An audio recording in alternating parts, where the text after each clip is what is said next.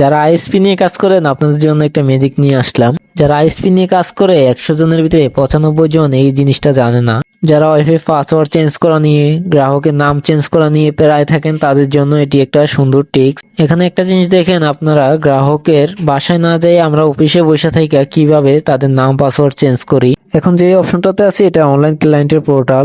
এখন একজন ক্লায়েন্টের আইপিতে ক্লিক দিব। এই অপশনটা আসার পরে পেনে চাপ দিয়ে এখানে ক্লিক কোলন দিয়ে আমাদের যে কোড নাম্বারটা আছে 7590 এটা বসাই দেব। বসানোর পরে লগ ইন দিয়ে দিলাম। দেখেন কি সুন্দর গ্রাহকের রাউটারে লগ ইন হয়ে গেছে। অবশ্যই অ্যাডমিন পাসওয়ার্ড দিতে হবে। আমি এখানে ভিডিওটা একটু কাট করে দিছি। এখন চলেন আরেকজন গ্রাহকের রাউটারে ঢুকবো। আইপিতে ক্লিক করার পরে এরকম একটা অপশন আসবে। পরে আবার পেনে চাপ দিবেন। পেনে চাপ দেওয়ার পরে 7590 কোড বসাবো। তারপরে ওনার রাউটারে লগ ইন হয়ে যাবে। এখানে অ্যাডমিন পাসওয়ার্ড দিতে হবে। দেওয়ার পরে ওয়ালেট সেটিংয়ে যায় নাম পাসওয়ার্ড চেঞ্জ করে দিলে হবে। খুবই সহজ একটা পদ্ধতি। আপনারা শিখতে চান কিনা অবশ্যই জানাবেন। আপনাদের জন্য টিউটোরিয়াল ভিডিও নিয়ে আসবো।